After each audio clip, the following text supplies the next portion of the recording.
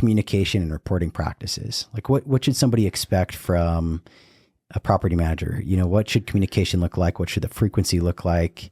What kind of reports should they be able to access or request from a property manager? Yeah. Minimum monthly statements. Okay. That's but ugly minimum. I mean, if they're not going to get you monthly statements or have it accessible to you easily, you won't know what your property is doing. Information presented on this program is believed to be factual and up to date, but we do not guarantee its accuracy, and it should not be regarded as complete analysis of the subjects discussed. Discussions and answers to questions do not involve the rendering of personalized investment advice, but are limited to the dissemination of general information. A professional advisor should be consulted before implementing any of the options presented. Encompass More Asset Management LLC is a registered investment advisor with the U.S. Securities and Exchange Commission and only transacts business in states where it is properly registered or is excluded or exempted from registration requirements. Hey guys, welcome back to another episode of the Ducharme Wealth Management Podcast, where we aim to provide our listeners with education to help them be prepared for meaningful engagements with the professionals around their financial life and be educated to ask better questions and hopefully drive towards a better overall result. Today, I'm joined by our guest, Trent Collins. He's the owner and broker at Live St. George Realty, which before you hear the word real estate and think real estate agent, hop off. Trent is actually a property manager. He's been doing it for over 21 years. He's over 2 decades of experience. Has a very well built up business with a multitude of experience handling both situations with property owners like yourselves, but also tenants, and how do you navigate all those situations. So we talked today about how to interview and what to look for in a property manager, what is fair, what should you expect, and hopefully this gives you guys all the information you need, or at least gets you started on how to have an effective engagement with a property manager if you own residential real estate. Obviously, I work with a number of clients that are real estate investors, most of which are here in Southern Utah, but also own properties in other states. Work with some clients that are in other states and have properties here, and people that are in other states and have properties in other states, right? So the commonality in all of that, though, is the saying I will continually use my entire life is that if you are looking at investing in real estate and there is not margin or room in the deal to hire a property manager, you're not buying an investment, you're buying a job. True. Right? And some people don't like hiring property managers. Very apprehensive sometimes. And sometimes it's because people are just bored and they just want to do it themselves. Like they think they'll save a little bit of money, or more than anything, they just want something to do, or they feel like they can have more control, whatever it may be. And some of the things that I try to talk to people about or help them understand is just because you have control doesn't mean it's going to be the best outcome. And sometimes being so confident in yourself can actually be your own worst enemy, right? That can be your downfall in and of itself, maintaining the control. And that's where engagements with high quality professionals come into play, whether it be your estate attorney, your investment advisor, your financial planner, your insurance agent, your property manager, your real estate agent, whoever, right? Right. Hell, sometimes even your banker. I'm not a banker. Anyways, but there's this apprehension, and I try to coach people through it because I think, my opinion, is that hiring a property manager can add a lot of value to people's lives, either in keeping what they believe to be their passive investment a bit more passive, right? I think good property managers can bring a lot of value, but sometimes people are still apprehensive and they have a commonality of objections around, and it always kind of stems around, okay, well, hire somebody. I don't really know exactly what they're going to do. I'm going to have to pay them, and I'm going to probably have some kind of contract I don't like, and I don't think all those things are necessarily true, but they certainly are valid concerns. So, what I've come up with is some data points on what you should talk to when you're interviewing different property managers and you're trying to vet out your professional and have some quality discussions with them. Yeah, it's important. You got to interview, and a good property manager, truthfully, like anyone listening, a good property manager is going to be interviewing you as well as the homeowner. Yep. So, yeah, Trent probably was going to say that here, but I'll beat him to the punch. So Trent, if you don't mind, yeah, go ahead. I want to go through what I think these things are people should be talking to property managers about and get your take and your industry insight, which is going to be largely, I think, not entirely, but largely unbiased, because we're talking about managing properties in 50 states. And you're kind of, property management is something that's geographically confined a little bit, right? I mean, you can't manage a property in Wisconsin. Not very well. You can manage a property, say like up in Cedar City, 40 minutes north from here, but you really can't even go manage, even though it's in the same state and you legally could do it. You really wouldn't have, and it wouldn't be your business model to manage properties in like Salt Lake or Provo or something like that, right? Right. So correct. It's not fair to the owners of those properties if I try to. Yeah, look at that. Okay, first thing, look for honesty. Okay, experience and track record is the first one, right? Why? Help me understand. What does experience and track record bring to the table if you're interviewing a property manager? A lot of experiences, because there's so many different things that happen in the world of property management. Experience over the years, you run into everything. Mm-hmm. If you haven't ran into something, you're gonna fumble the ball a little bit, and it might hurt that owner. The more experience that person has as your manager, he's gonna know how to handle those things. And he's also going to have people in place to take care of those things, other professionals. Okay. So if you were sort of like interviewing yourself, or you had to go hire a property manager, say, at a property you own that's in another state, so you're talking to local property managers there, how would you vet out, hey, do you have sufficient experience, and how can you vet their track record? So there's going to be a couple different ways I'm going to go about that. So one's just going to how long you've been in the business, right? How many properties do you manage, or that you're over personally? The other one also is going to be asking on a different wave is like, how many properties of your own do you have? Because that, to me, makes a big difference on how they act. Okay. If they own their own, they've run into those situations on their own properties, and they treat yours more like as if it was theirs. Okay. So that kind of uses more of experience level. Definitely how long they've been there and how many they manage.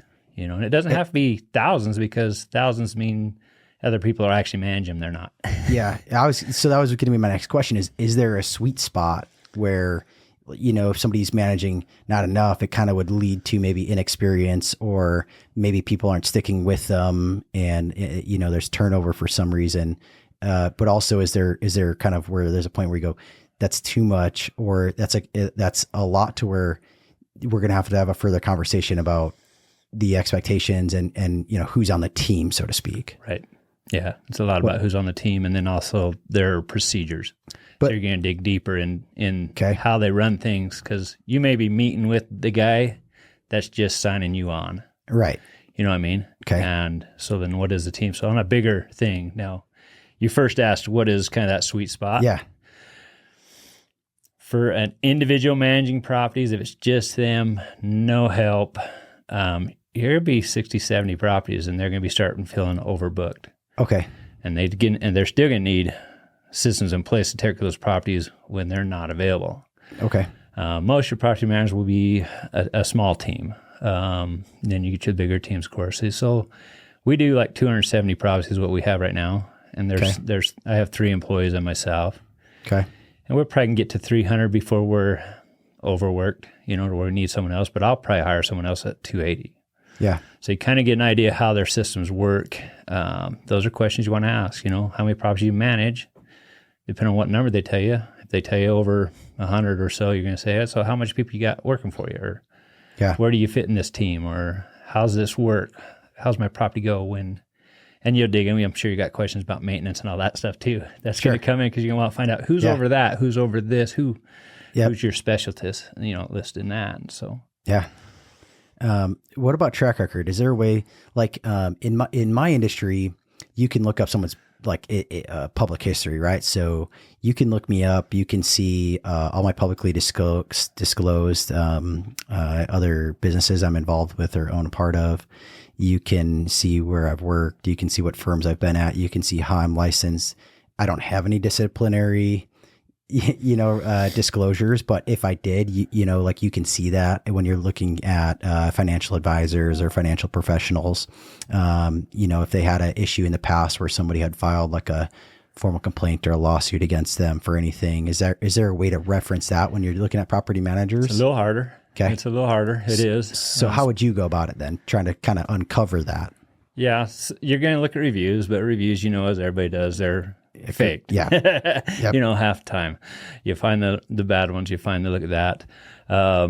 Best case scenario is find you someone that refers them to you, to that person, or someone that is in a professional field that links directly with a property manager, which would be an attorney, which would be a real estate agent. Okay. Those type of people, they're direct links, right? Okay. Insurance agents, maybe so, but you get those people that deal with property managers all the time, even a handyman, but they can be a little bit biased. So, just that referral base is going to be huge for you. Okay. Looking at the reviews, making sure they're licensed, fully licensed and insured. Okay. Because there's a lot of liability in the property management world. Now, each state's going to be different on what their licensing requires. Like here in Utah, I have to be a licensed real estate agent and put with a licensed broker, which I am a licensed broker. And in other states, you don't have to be. You can just go get a business license, start a property management company.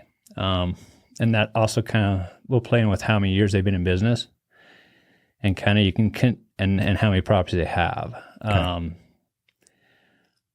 It's hard to tell if they're losing a lot, gaining a lot. You can kind of want to look at their media, what they're marketing, how they're marketing, what they're pushing there, how hard they're pushing, stuff like that. Because if they're trying to bring on lots of properties and yet they don't have tons, and you can see that in their marketing, and they're very aggressive with their marketing, you may ask them what their plans are, what their goal is. That's some of the things you want to ask too, maybe to get to this a little bit, is what their plans are, where they're going with this business. Do they plan on having a lot, or do they plan on stopping where they're at? And let them talk. Yeah. Because I think you'll learn a lot from the property manager or the company when they start talking about what their goals are. Mm-hmm. And it gives you more of, do they care about you? Because that's kind of what you're looking for. Is this company going to care about me, or am I just a freaking number that they don't care, and then someday I'm going to say I want out of here? Yeah. Yeah, so it's hard though, because there's not any big tickers. Like I said, the licensing, if it's in a state where they require the licensing. Yeah. Of course, they require business license in all states, but some they require even more, like Utah. So moving on to understanding like the services and fees, I think that's one of the things I hear a lot from people is, they always say it's this low cost, or they always say it's whatever. And then there's just fees, and there's just fees, and they charge you for this and they charge you for that. And, all of a sudden you're paying double what you thought you were going to pay or whatever. Right. So first off, maybe cover how does the industry typically charge? What does that normally sort of look like? And then maybe what are some of the hidden costs or stuff that people should be aware of that customarily does get charged for, so that at a minimum they could say, help me understand where I'm going to have additional costs and what are those costs, and are those costs, reasonable? And are there alternative ways that people are compensated, that they might align better with? Yeah, no, that's a great question, because there is a wide range of how people charge. And that's where they get you. Because most people go out and look, and you're saying, well, what's your percentage? What do you charge percentage-wise? And they'll say 8 or 10 or whatever it is, Sure. Or they'll show them a low ball and get in there, everybody else go 7 or whatever. But in reality, they're going to make money on lots of things. So I'll just go down through a few of the key things, different things that people do. One is they do a sign-on fee. People will do a sign-on fee just to bring your property in. It's kind of that initiation, got to set you up, blah, blah, blah, fee. And that can run anywhere up to $500 or more. The other one's a leasing fee or marketing fee. And that one, if they're charging the owner a leasing fee, every time it goes vacant, they charge a leasing fee to put it on the market, to advertise it, etc. That's one more thing you're going to pay for every time that comes up. A renewal fee is another one that comes up that people do. And what that means is instead of the leasing fee, they do a renewal fee. So if they don't lease, if it doesn't go vacant, they don't have to do a leasing fee, but hey, they're going to rewrite the lease, Yeah, client's going to renew for another year or whatever. So I'm going to charge someone, so they charge the owner. And that one usually not very much, but up to $100 or so. Yeah. And so that's one of those fees that just kind of pops out there every year.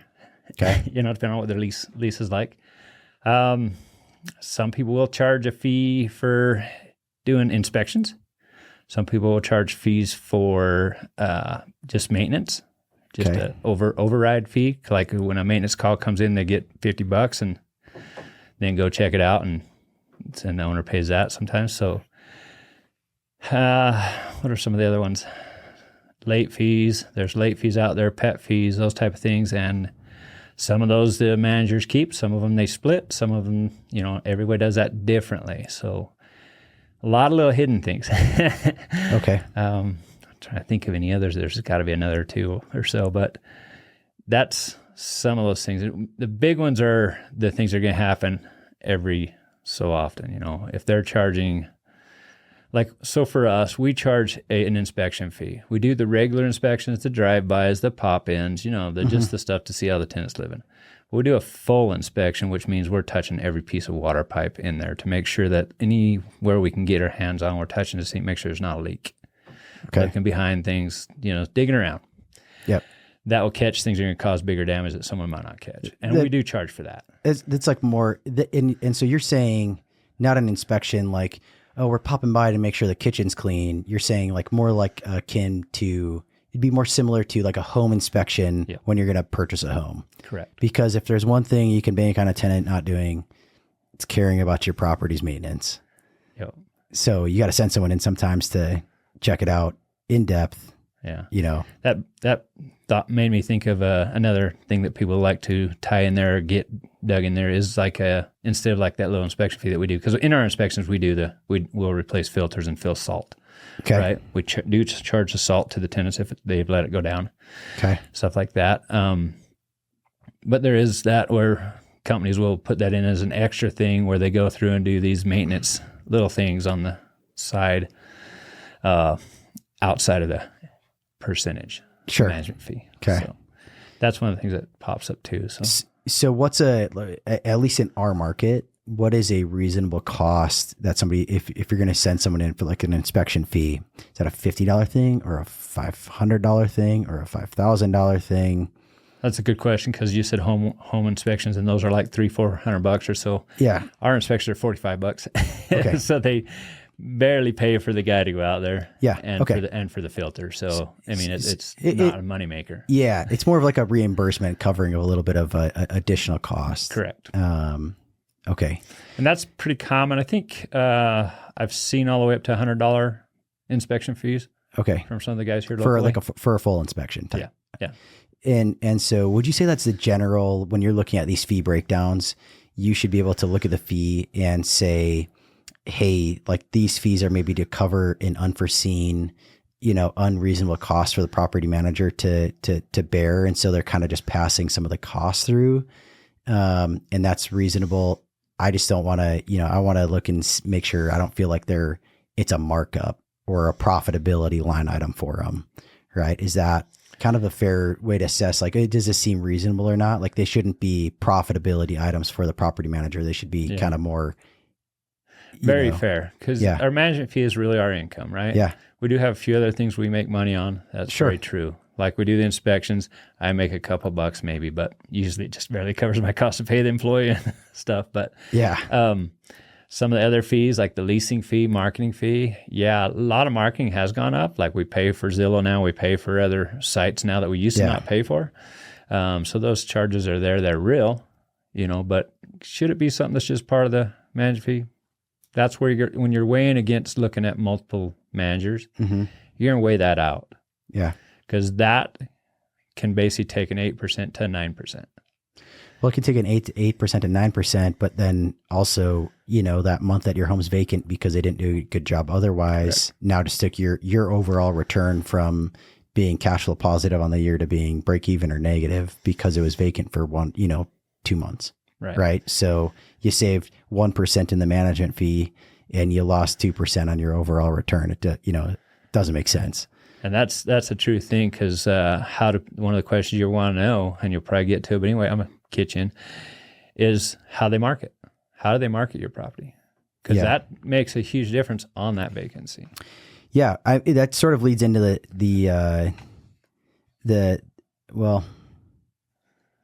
Sorry. No. You're good. You. No, you're fine. I think I'm just like looking over at the rest of my bullet points really quick, and I think that those that's really not on here. Like, okay, the marketing of the property, which is an interesting one that I don't actually people don't really seem to have a concern with that. And part of me thinks it's the same carryover as like when you're selling real estate nowadays. So much of selling real estate is like just putting it on the internet, and everyone that's in the market actively is going to pretty much see it, right? Like more or less, right? Like it's not, the person looking to rent, you don't have to have it pop up in them like, are you looking for a new rental? Like they're actively looking for a new rental. So it's not too hard to get a property in front of people. It is probably more difficult to get a property in front of somebody that it presents well to them, captures their attention, and is priced appropriately. Yep. And pricing is huge. In the rental world, $50 can make or break. Yeah. Yeah. Which an extra $50 a month on a property is $600 a year. And so 1 month of vacancy while you're trying to get that extra $50 a month, you will lose. Normally, you will lose more than that in just that 1 month of vacancy. Yep, exactly. And that's important because it's just kind of like when people put houses for sale, they go to agents, they interview agents, and one agent may tell them they can sell it for this, and the other one tells them this, which is a lot lower. And you go, well, I'm going over here, right? Well, a month down the road, 2 months down the road, nothing's happening, and now they're lowering their price. Same thing happens on the rent world. So when you're interviewing an agent to manage your property, and they tell you they can rent for this, take that as a grain of salt because the market will tell them what they can really rent it for. You know what I mean? Be careful about jumping to the guy that tells you the high number. Yeah. Because you can do a little research on your own. It's very easy. Pull up your neighborhood on Zillow or whatever and see what's out there. Yeah, I think Zillow will give you a rent estimate on a property anyways. Yeah, and they're actually they're closer than they are for sale. For sale price. The for rent ones are actually closer than ones for sale. Not to devalue what you do or anything, no. But it's a data point to consider and see if you're sort of in the ballpark. Just a bellwether to see if someone's blowing smoke up you know, or not. Yep. Just to make sure you're not just getting so they can bring you in. They bring you in, they charge you little fees, whatever. They charge you the onboarding fee. They stick you at $500 and lock you into a contract, and then they say, by the way, I know we thought it was going to rent for $3,000 a month. It's actually going to rent at $2,400 a month. Right. That's going to really make somebody upset. Yep. I think that's it.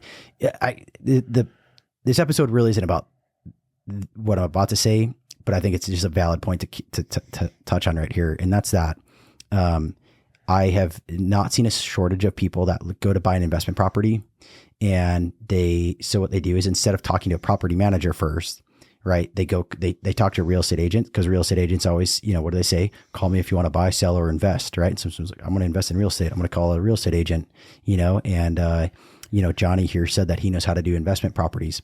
Well, Johnny has never owned an investment property himself, doesn't own one currently, and has no ramifications whether or not this works out for you. Great. So Johnny's incentives, and going back to the Charlie Munger quote, right? Show me the incentives, I'll show you the outcome. Well, Johnny's incentive is he's going to make, 3 to 6% of a commission on the purchase price of a home to sell you the first home you can sign on. Right. You can qualify for and sign on the dotted line, and it doesn't matter how much leverage he had to talk you into, or whether he talked you into getting a HELOC on your current home, or borrowing money from your 401k, whatever it is, right? Like his incentive structure is to get you sold into a home. And so when you start buying investment property, it's really easy to say, well, okay, I want to buy an investment property. And they say, oh, well, these properties should rent. And the rental numbers that I hear from agents are astronomically out of whack with reality. And what's funny is oftentimes they're out of whack with reality, and it still wouldn't be it wouldn't even be a good investment property at that rental, rate. And so I always tell people if you want a good experience, go talk to a property manager, because you do sort of have skin in the game, right? Like you got to look somebody in the eye the year later and say, oh, this is not going to hit the market for the same rental rate, or we had these maintenance issues come up that we, should have considered first. Like you have, right? You got to have the tough conversations on the road. An agent that collected their commission is, gone.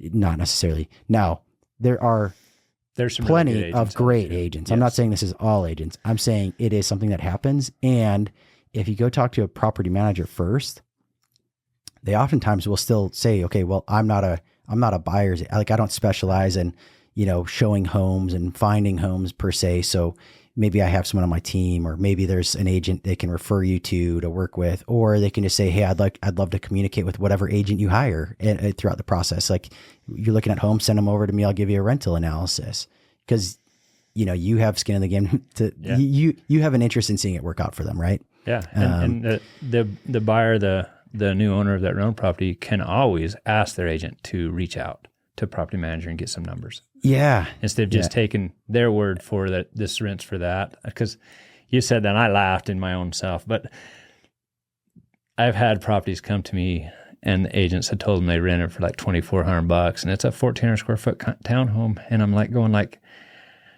I'm going to be squeaking, get two out of it, Yeah. And that's pushing. That's if we get lucky. Yeah. And that it's frustrating, especially for that new guy that just bought that place. He thought he was going to make a little bit of money every month, and now he accidentally just took on a truck payment he didn't think he was going to have, or whatever, right? It's a ton of leverage, and it's frustrating. Yeah. So if they, while they're going with that agent, instead of just taking what that agent says, say, hey, can you reach out to so and so? Yeah, can you reach out to this property manager, or do you have a property manager you suggest? Can we reach out to them? Just have them send us what they think we're to rent for. Yeah. I do that all the time for agents. So I'll get texts or emails that just list 3 or 4 properties someone's taken out, going out to look at. And I'll just give me your rough back opinion real quick. Yeah. Real quick, how quickly, how fast they rent for, what is their actual rent price, what that little range is. And, I know we hit you up all the time for that. So, and it's important. It's super important. It is such an impactful data point on when you're considering buying a rental, that it is almost imprudent. I mean, that is what due diligence period is for in a real estate purchase contract, right? Yeah. One of the due diligence points on an investment property is getting a really deep understanding and a clear analysis done of what is this property going to actually bring in from income? What is my best case scenario? What is my worst case scenario? Obviously, worst case is, nothing, right. But what's the low end of the market? And then what's kind of a base case, right? And what kind of turnover should I be expecting on a year-to-year basis on this type of property? Because it can vary. It does vary. It does. Depending on the quality of the property. And then what's the profile tenant we're going to go for? Because that profile tenant might also change your price, right? So riskier tenants, you might be able to get more, but you're going to maybe have more issues and more turnover, more vacancy. Somebody with higher quality tenant, they might get some kind of discount, right? Right. And that's a real thing. You hit it right on the point there. It's spot on. That leads us into our next thing, tenant management strategies. So, tenant management is like a key point, right? So as a property manager, my observation is you guys have a tough business because you have clients and customers, right? Like I just have clients. I don't have any customers, right? And some businesses, they just have customers, right? You own a bakery, you got customers. And you appreciate them, right? But you have clients, and that would be your property owners, and you got customers, and that's the tenants. And you're in a tough spot because you have to, you want to treat the tenants fairly, okay? But you have a fiduciary obligation to your clients, right? Like that's the real. But you still, and then the reason I say you want to treat people fair, it's not just because, hey, Trent's got the, big heart and cares whatever, which I know you do, but if you're just a jerk that goes in and, tells someone, well, you're late one day, I'm going to evict you. And they just go and tear your tenant, your client's house up. you know, because they're mad at you because you were a jerk. That doesn't do your client any favors. So you have to be, you know, there's this balance. Yep. Right. There really is. And it's huge. And that's, I talked a little bit earlier. I said the numbers game, when they get too big, tenants become numbers, owners become numbers, and you lose that value that the tenants need, where they feel like they want to take care of that property. Yeah. So tenant quality, super big. What does a quality screening process look like? Like, what is the work we should be looking for our property managers to be familiar with or doing or willing to implement that's going to help get the right profile of tenant for the property like that we've identified, right? So, whether it be we want a tenant that's, you know, overqualified and we're getting a good deal, or we're looking for we're willing to take on, you know, the person with 18 dogs and, you know, we expect to charge them more or whatever. It's like, what does that screening process look like? Yeah. And that's a huge part of getting the right tenants, because you're going to start off and you're going to want, as you're interviewing property managers, you're going to want to know what they do for their screening. Do they pull credit checks? Do they pull criminal history checks? Do they call past landlords? Do they look at their work history? I mean, and so in our case, we build a full system that is a scoring system that puts all of those type of things into play. We're looking at not just their credit score, we're looking at the history. Mm-hmm. Do they have collections? Do they have delinquents? Did they get rid of, did they go through a bad spot 2 years ago, and so that's why their score's showing a little bit better, but yet this last year they're doing good. So we're going to give them a little bit of leeway on that when they, you know, so it's looking at the full picture of that credit story. Then also all the other stuff, like, do they bounce? Do they move every time their lease comes up? Yeah. You know what I mean? Or they move in between their lease and break leases. Mm-hmm. The other one is a work history. Are they bouncing jobs and they're just so-so jobs? Are they solid in a job? You know, and all those things add into a score. Now, of course, the other one is do you look at what their income is? Is there a set income level? Like, is it 2.5 times rent? Yeah. Before you say, yeah, you can rent this place. All those things play into that scoring system. And I think you need to know what they actually do. Mm-hmm. Big part is what credit scores are okay to them, you know? Yeah. Now, granted, I've taken some 580s, 540s even.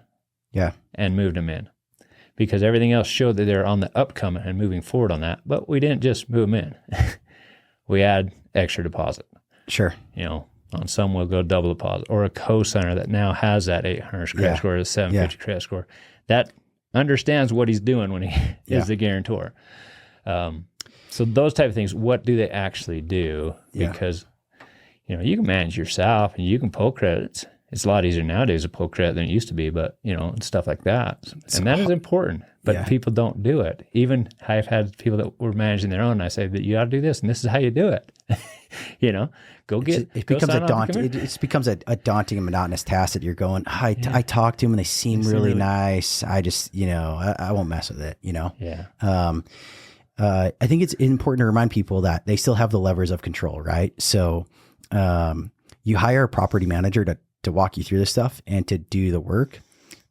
But as the owner, right, you still have that lever of control, right? I could still say, hey, Trent, I really don't care. It's my property. I don't want somebody with a 580 in there, you know? If there's I have clients like that. If there's not, right. Hey, Trent, I want you to keep me out of legal trouble, right? Let me know if any of my opinions are going to violate fair housing, or if, you know, hey, let me know if you think I'm being truly unreasonable. But Trent, I don't want cats in my house, or whatever it might be, right? Like, you have the levers of control, right? Or if you say, hey, it's going to be 2,000 is really what I think the market's going to be. And I said, I don't care what you think. It's going to be 2,200, right? Yeah. Like, I can still override you, right? Like, just because I've hired you doesn't mean I have to do everything you say, but I definitely should be taking into consideration your advice and opinions as the professional. Yeah. But that's a good point. If you're saying something that's really like, hey, I'm just not comfortable with what you're saying here, you know, I want to try to, you know, I like 9 out of 10 things what you're saying. Let's do the one thing my way, you know? Yeah. And now realize, anyone that's listening to me right now, if you do that, the failure absolutely can be a result of your one thing and not their 9 things. Yes. So, and I would say more times than not, it is. So be very cautious overriding the advice and guidance of a expert professional. but it's not to say that you can't, right? So if it's a control thing, you still have the control, right? You're having somebody help you with those levers of power. Yeah, that's a good point. I like that. Same with people's portfolios. Okay. What about communication and reporting practices? Like what should somebody expect from a property manager? You know, what should communication look like? What should the frequency look like? What kind of reports should they be able to access or request from a property manager? Yeah. Minimum monthly statements. Okay. That's but ugly minimum. I mean, if they're not going to get you monthly statements or have it accessible to you easily, you won't know what your property's doing. You know what I mean? Yeah. Monthly statements, which actually break down what the expenses and who they're paid to, you know, if you did have maintenance. Yeah. The other one is some notification of when they do maintenance or when a lease is signed or when your property's going to go vacant, like we got a notice to vacate. Notices like that should be coming to them as an owner of the property. Just keeping them in the loop. Yeah, just keeping in the loop. You know, maybe not overboard though. I have some owners that want to know when I'm spending $50. Sure. I have some owners that don't care if I spend $3,000. Right.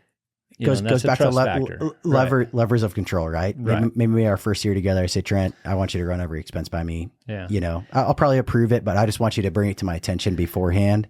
And, you know, maybe a couple of years in, I say, Trent, if it's less than 10 grand, you know, I just. Yeah.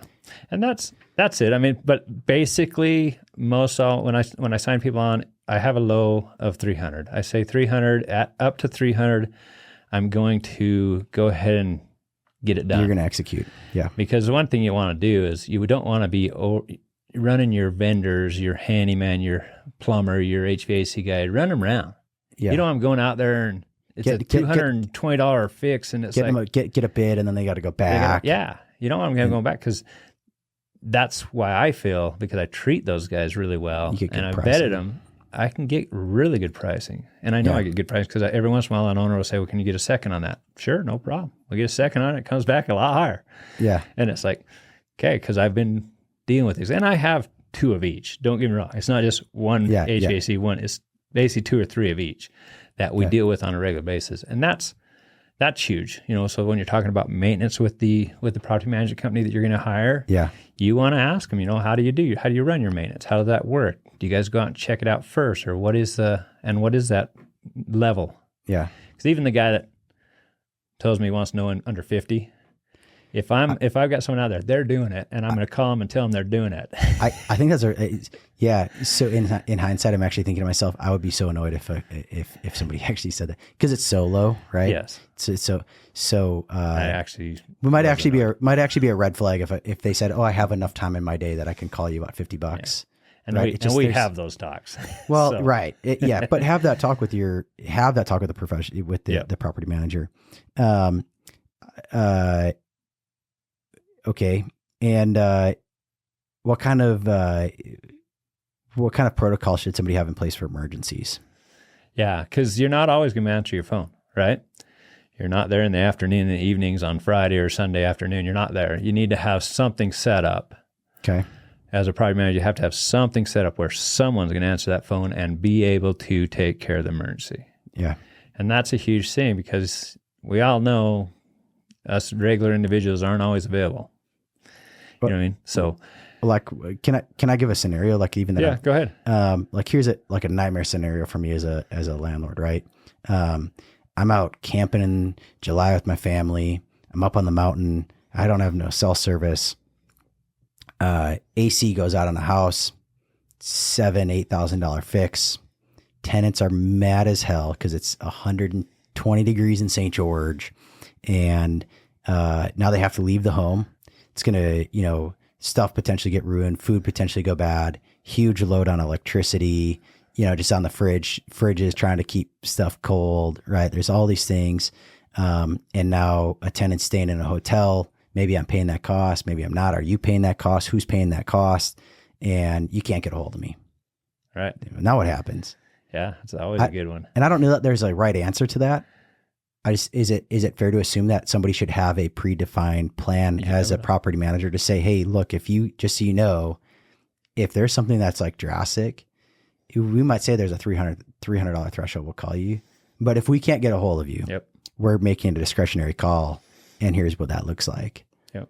And, kind of some rules, parameters around that. But yeah, definitely some of those things have happened. So yeah, we run into them, you know what I mean? So it's like, depending on what it is and depending on the property, and like say it's the refrigerator goes out, right? They're going to lose all their food, whatever. You know what I mean? And we can't get a hold of the owner because it needs a new fridge. It's too old, not worth worth repairing because we're going to pay half to 2/3 of what it's going to cost to replace it. Yeah. That one we go ahead and we take it and get it replaced because it can happen like that. Yeah. On like an HVAC, like this example you gave, that one there is a lot bigger. That's a big dollar. Yeah. So as a property manager, we have in place for those type of ideas when it's HVAC or heating, we have temporary units. So as soon as someone's AC goes out, we get the call. We have a call center too. So we have a call center that's trained in maintenance for emergency maintenance. Okay. They also have all of our vendors list. They also have each property in there with where the shutoff valves are and the breakers. You know what I mean? So they can walk the tenant through how to shut it off. Okay. For one, get us slowed down. And then they can call the vendors that we have in line. We have 2 or 3 for each thing with them that they can call. And then the other thing may be HVAC guy goes out, it's toast, needs to be replaced, can't get a hold of the owner. We then jump in and take off with a couple temporary units. They're not going to cool the house all the way down, but they're going to keep the tenant happy, and they're going to keep the inside of your house 80 or 90 instead of 140. Yeah. You know what I mean? Would you've been doing this for a long enough time. I know you've come across situations like this. When you have tenants and you have these type of situations, do you typically find that they get really mad and they will start, going for like, lack of a better word, like Karen mode or whatever, right? Like they just get, unreasonable and they want a discount on rent or whatever. Or if you show up with the temporary units and you say, hey, I'm really sorry this happened. There's no way we could have known. We had the spring service done and we're going to get a brand new one in here in the next couple of days. Here's some temporary units. Super sorry. Do they just care that you care and that takes the edge off of almost all situations? So there's no, financial impacts or ramifications beyond that, or? It really helps. It does take the edge off, because they can get very demanding and even try to state. I read on Google the law. They try to tell you the law and all that and what I have to do and all this stuff. It's funny as heck, but I kind of laugh at myself when they do that. But at the same time, we're going out there and we're trying to take care of them as fast as we can. Yeah. And that does make a difference. Even those ones that get just a little bit over pushy, just overboard, they still come off a little bit when they know that we try to help them. And then we follow through with what we say we're going to do. You know what I mean? So if that new HVAC is going to happen, it's just a matter of getting approval, getting the quotes, and getting people lined up to do it. They know it's going to happen. They back off and let it happen, right? Yeah. We've had the ones that just take off and move to a motel, and expecting us to pay for it. That's not always what we have to do, because if there is an alternative way to take care of the situation, or at least pacify a little bit, we should. Yeah. And that's where it comes into play. Another question maybe for that person, if someone has in play of having the temporary units and stuff to send out, is ask them, does that cost me? Goes back to the fee conversation. Right. Yeah. You probably should pay a little bit for it. We never charge, but that's us. Yeah. We just run out and do it. But, but it probably should be something that you should be, as an owner, willing to pay a little bit for. Yeah. For that to go in there, and maybe not full on rental rate that pays the thing off in 3 days, but yeah. If it's just a temp unit that costs the guy $300, if you're paying $10 a day for it, you should be happy because it's keeping your tenant happy, which then again is taking care of your property. Okay. Well, when you started, it was about if they had that plan in place, and I think that's usually to ask because also that leans into what's their experience. Yeah. If they don't have a plan in place, they're like, whoa, come across it when we come across it. No, you better be ready. Well, I think the hard part on that is they're going to learn how to emotionally handle that situation when they come across it too. Yes. Right. So there's, having the plan in place because I've seen it. And so we have the right equipment. And there's also, we have the plan in place. We also emotionally know how to go and handle the behavior of the client, the expectations, and communicate with everyone appropriately, calm nerves, and make sure everything kind of moves along.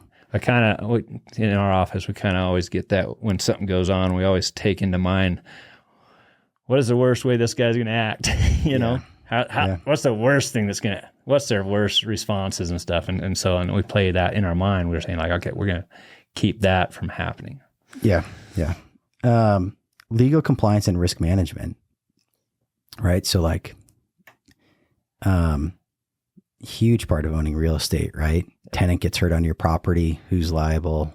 You know, what was done to mitigate that? There's a lot of stuff there. Fair housing, fair credit, you know, all that stuff. What's your, what's a process, or like, what should somebody be looking for? What questions should they be asking if they want to, ensure that a property manager is staying up on, you know, legal compliance, and mitigating risk around the property?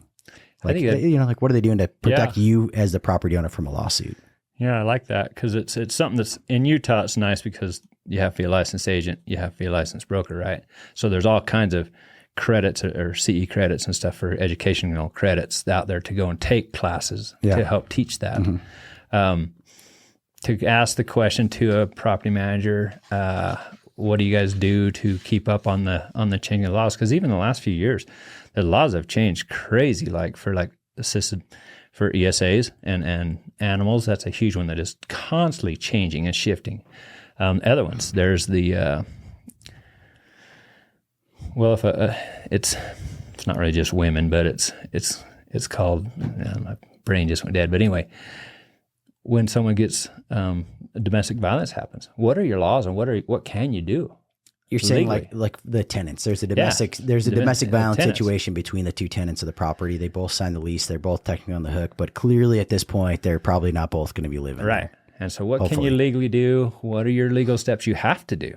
Because there are things you have to do. If they send you the notice in the right way, you have to follow it if it's for that situation. And so like we run into a lot of little stuff like that, you know. What is that property manager doing to keep up on it? Because it changes all the time. You know, do they have an attorney that they like and use for stuff? Do they have a collection agency? This kind of those. Who do you have to help keep us all safe? Is a big part of it. Like I said, in Utah, it's nice because we have real easy access to that. Some other states that don't as much, you know, because they don't even have to be licensed agents to do it. It'd probably be a question of who you have or what do you guys do to keep up on all the rules. Okay. What are your things, you know? It may be that they do a weekly meeting, and that's part of their weekly meeting. Yeah. And there's one guy's in charge of making sure that nothing's changed, you know, or talking about situations that have happened in the state. So we go to a training every year. Okay. I take my crew up to Salt Lake and we go to a training for the whole day. And it's basically with the attorney that's all they do is landlord. They're landlord attorney / collection agency also. So they do that. They are teaching all these questions, and we're sitting in there in a room of, I don't know, 500 to 800 people at least. Yeah. And they all come from different aspects of landlords. Some landlord in their own, some in big old complexes, et cetera. So the questions that they're asking and they're doing are huge because it opens your eye to something like, oh, hey, yeah, we ought to probably change that or do better at that. And so there's those type of things. If they have an ongoing program where they deal with stuff, or if they have someone that will send them stuff, like anytime something changes, we get a note, we get an email. Like a law change or statutory change. Yeah, correct. Or a situation they ran through in the court, you know. Yeah, okay. Where it's updated case law. Yeah, kind of idea of like, you ought to be more careful with this, even though it doesn't quite fit in this law, but a lot of judges are seeing it this way. Right, okay. You know, and so there's all those things. And when we do, and that plays in it plays in for everything. I mean, it plays into when you're turning over the deposit to people. You know, you're refunding the security deposit. Yeah. What can you legally charge them? You know, if someone wants out of their lease early, Yeah. What do you got to do and what can you do there and what, so there's a lot of little things that you really need to know as a property manager that are huge that could send you your live. Sorry, my phone's going nuts. I was going to turn it off. But just will send you in a downward spiral, legally. Yeah. Let me kill this thing. No, I think that's a huge thing that property managers need to, not property managers, property owners need to remember, right? There's a huge amount of risk in owning real estate. Now can be a very profitable investment. It can also be a very risky investment, financially, from a cash flow standpoint, from a leverage standpoint, but also from a lawsuit standpoint, right? If I own, as an example, if I own shares of Apple or Coca-Cola, right? And somebody falls in the store in Apple or in they choke on Coca-Cola and die or something crazy, it's like, no one's suing me out of my home. Right. No one's coming for my personal net worth. They'll sue that company. And in the most extreme possible situation, they sue the company into bankruptcy and I, lose the value of all my stock, right? Without good asset protection and risk management, it's not hard to all of a sudden get wound up as a property owner because you had a tenant that wasn't happy with such and such and all of a sudden they get hurt in the property or they get evicted and then there's an underlying thing that happens and now it's a tort case and are you civilly liable, are you criminally liable, and hey, my property manager made that decision is not always going to keep, that's not going to keep you out of the court or keep you out of the lawsuit. It's not going to indemnify you per se. So I think like the one thing real estate investors hate more than property managers is paying insurance. I think it's probably one of the things they absolutely need to kind of keep the real estate returns coming over time. They really should consider that. But a good property manager that is familiar with the legal landscape and knows what they can and can't do.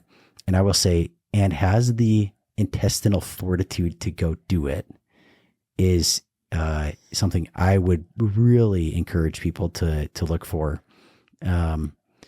It's a business. It goes back to the clients and customers thing. Yep. A lot of tough conversations. And I think it's a very hard business that way. So anyways, so we talked about all kinds of things today, right? Vetting out the experience and making sure there's adequate experience. We talked about understanding, the fees and hidden fees and just because there is a fee doesn't mean it's unreasonable, but how do you determine if it's reasonable? Talked about, managing different tenants and screening for different quality tenants, communication, emergency practices, legal compliance, risk management. Like there's a lot here when you're talking with a property manager. What is in closing here, what's one piece of advice you would give to property owners who are currently evaluating their current property manager or interviewing for a new property manager? If they're just interviewing, I would say at least talk to two. Just at least talk to two. Look at their management agreement, read through it deeply, ask those key questions, that basically say what they do, what their interests, what your expectations are, what their expectations are of you, but also, like their experience, all that stuff. Look at the agreement really well. We didn't talk much about this, but don't let them lock you in. Okay. You know what I mean? I don't know how to say this. I've had owners come to me moving out of other management companies and pay up to $700 just to be able to fire. Just to get out, just to fire them. Yeah. Have other ones that had to wait and actually have them kick their tenant out just to fire them. Yeah. And that's not right. You know what I mean? So that is one of the big things that's out there. Just, there are some, they do, we do put a lot of money into it up front when we're bringing on new properties. So be aware that there should be some kind of cost, but we don't, but we don't charge people if they want out, but watch for it because some are overboard. Yeah. And they're going to make their money for the year, whether you're with them or not. And that's their mentality. That says something about them too. But look at it. That relationship that you'll have with that person or whoever your contact is going to be with that company. Yeah. Feel good about that relationship. Feel good about, I can talk to this guy normally. Yeah. I can communicate with him without feeling like I have to change myself to communicate with him because I don't understand him. Yeah. You know what I mean? So that's a big thing.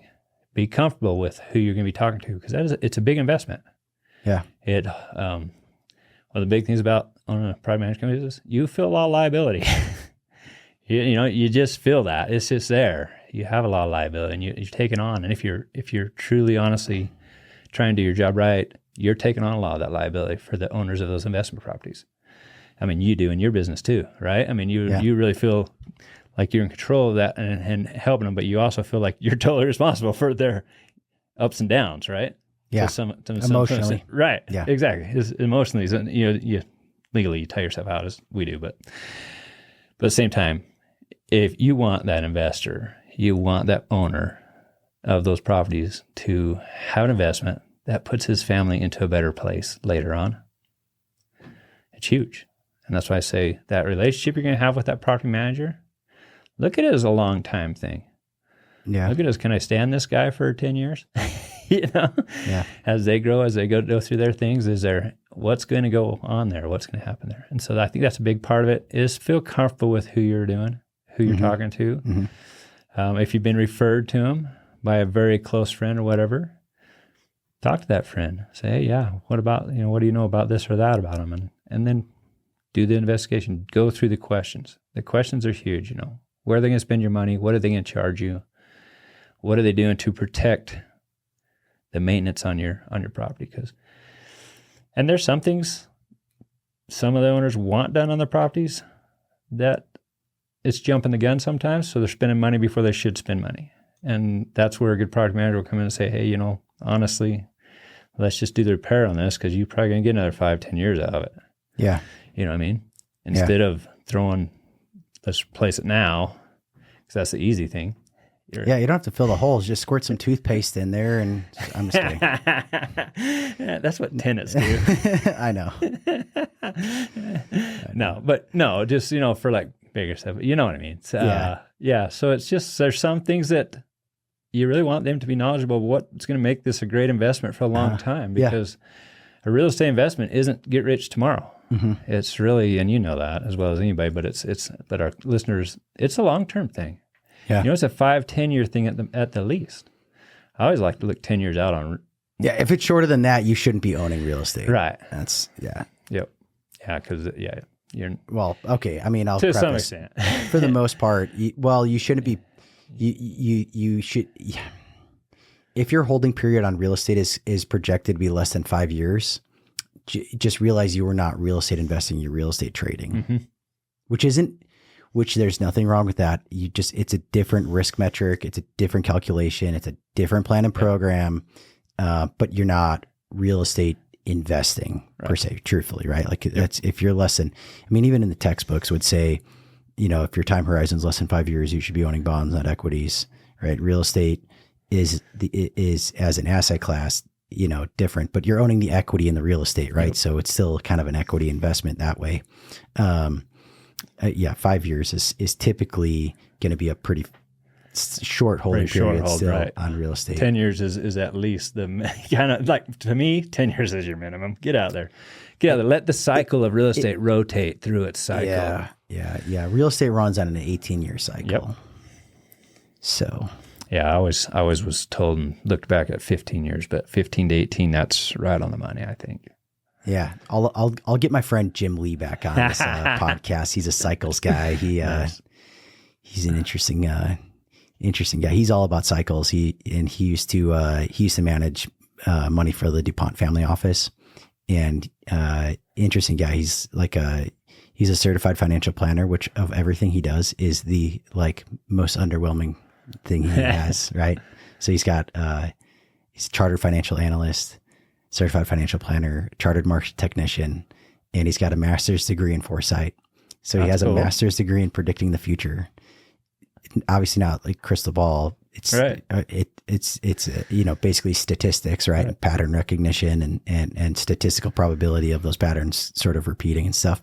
So he's a big cycles guy. Yeah. And I should ask him about the 18-year real estate cycle and get his opinion on it.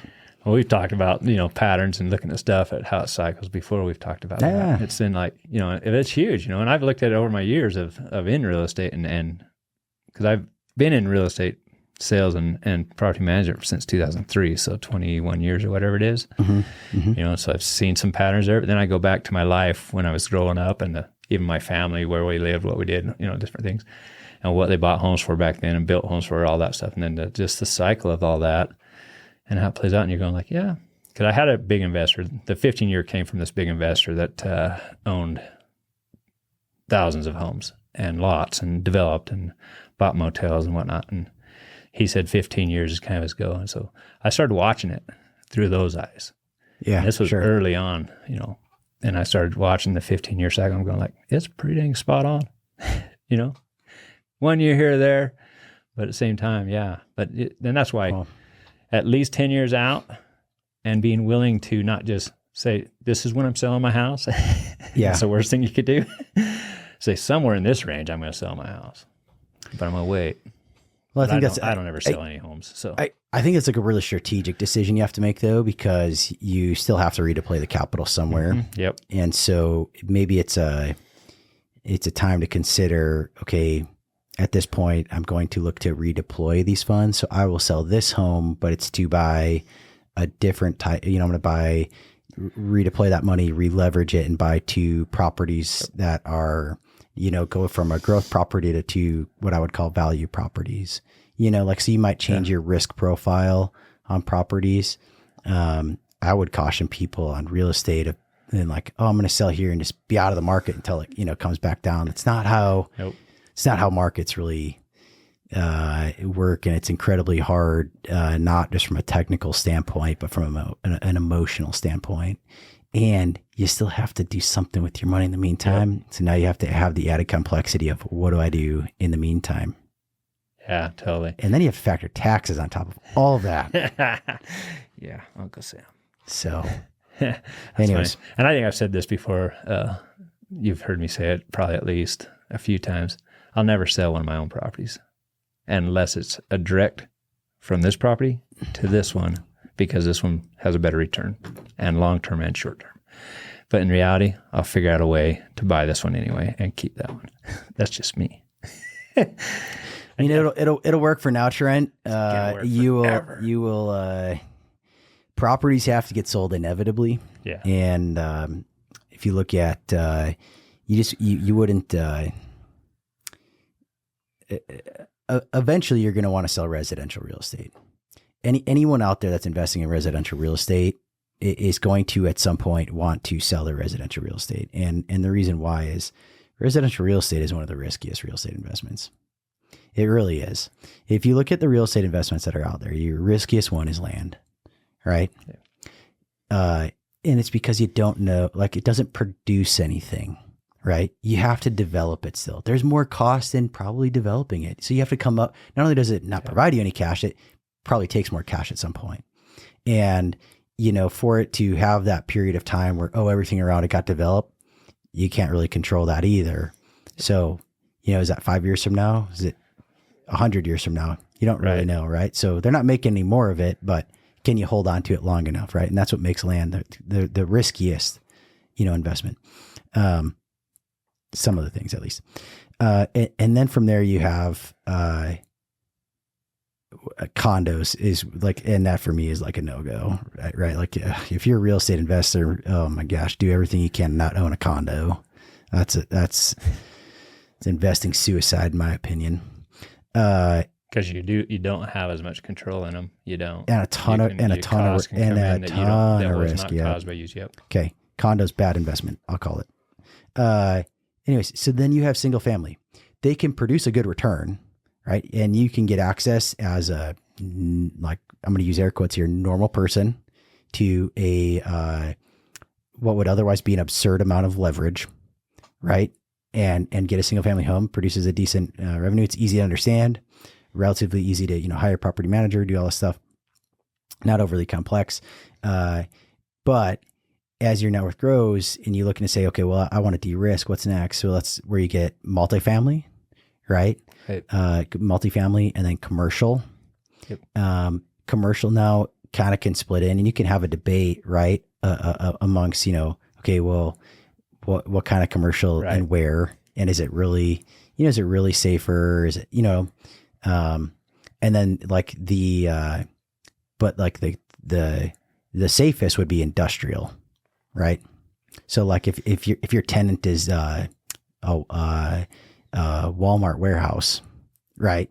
You don't have to worry about, right? This could be triple net. They got to keep up on the maintenance, right? It's a ground lease, and they're going to be there for 50 years. And it's Walmart. They're going to pay their bill every month, and they're not going anywhere, right? They're not going to move a major operation. You have to worry about vacancy. So that's kind of the flow, right? Of kind of, least risk to most risk in real estate. Now you can maybe change that order depending on how you approach it, right? Unleveraged residential with, insane leverage on industrial, maybe, it can change, but in kind of, if you had to rank the category of asset classes, that's kind of where it falls from at least from a, like academia standpoint. Yeah. So that goes back to, eventually, if everything goes well, you're going to want to sell your residential properties because you're going to say, oh, this is a lot of risk. And I'd rather just, instead of owning, 50 residential properties, I'd rather own 10 residential properties and, a couple multifamilies and a commercials. You know what I mean? You'll want that diversification. So you got to sell properties at some point. Well, I'm 56 years old, so I don't know how much longer Yeah, it's I don't have time to sell stuff. According to the actuarial tables, a couple of decades. True. Yeah, no, you're right. And then that's why I said the only time I would sell is to move it to something that is a better gain. Yeah. And it may just be a better gain for me in my place in life. Are you saying that everyone has different circumstances? I should never say that. Everybody's the same. Every house is the same, no matter where they're at. It's entirely for their own purposes and objectives. Yeah. Everybody is different, and we have, and so as looking for property managers have, like I said, it's got to fit you. They got to fit you. Yep. Yeah. Because I have owners that they're on a hiring where they like to spend money on their properties more than they really need to, but it makes them feel good to keep it at tip top. I mean, they'll change things before there's need to change them, or they'll go and paint garage floors because they just think it looks cool. Yeah. But it doesn't get you any more rent, but it does. Those are great people and bad investors. Yeah. And so it's some of those things where everybody's totally different. Everyone's got a different methodology to it. And certainly you don't want to defer off maintenance too long. No, but you don't. You want to be. You don't want it to where it's going to catch you in the butt and you're going to spend more because now you're shuffling to get it done. Yeah. You want to be in the play where you're in control of when that happens. Yeah, strategic decisions. Right. Well, hopefully this gave everyone a lot of stuff to go back and think about on their own property manager and be able to interview a new property manager. If you're thinking about buying investment property, feel free to reach out to me. I help people all the time formulate plans on, where are they going to get the capital from? How much leverage should they take? How should they set up the accounting? How does it affect their taxes? All of these decisions to think about before you go out and say, like, let's go look at investment properties or homes or talk to a mortgage lender even. Certainly I can help with this whole process. So welcome to reach out to me. As always, if somebody wants to reach out to Trent here, locally, he's broker and owner of Live St. George Realty. His office is not very far from mine. And by not far, I mean 50 steps. 50 maybe? Steps or so. Yeah. So I work pretty close with Trent quite a bit. Anyways, but if somebody's not right here locally, but they have an interest in real estate in St. George, whether it be an interest of acquiring properties or an equitable interest in properties they already own, where can they find you? Aside from in my office. livestg.com is our website, which will give you all our contact info. Okay. You can always call our office, which is 435-256-6260. Live St. George livest.george@gmail.com is our website. So livest.george@gmail is our email address. So you can contact us any of those ways. We'll help you. We're on Facebook a little bit. I'm not on Facebook much, but my daughter puts me on there a little bit. So yeah, you just search us out. We'll definitely help you out. I love helping people do the right thing. Yeah. So I like to see what it can do for families. So Yeah. just that. I've observed that quite a bit. Thanks. So cool. Well, as always, appreciate you, Trent, and I appreciate anyone listening to this. I appreciate your feedback. If you have questions, send them over to me. And if there's anything that we didn't cover in this podcast today that you're going, man, I really would love to, if Brandon talked about this or brought on a guest that knew something about whatever XYZ thing, let me know. I'll go out and try to find the right professional to bring on and interview and have a conversation about whatever our listeners want to know about. So I love that. I want to put a plug in for you because you said something like that they can reach out to you and talk about what's the best way to get set up to be able to buy real estate if that's what they want to do, Sure. or where they should put their money or make it. He's really good at it. Sure. Brandon's sharp, knows how to help you out. He's not one of those financial planners that is all about stocks. He does like real estate too, which some financial planners don't, but at the same time, he looks at it all and what fits you, and he's honest. And so, sorry, I'm just going to throw my plug because I like what you do. yeah, thank you. I appreciate the kind words. Okay. If you see us out there, say hi. If not, hop in the comments and invite your friends to follow along and get some knowledge too. Thanks. See you guys out there.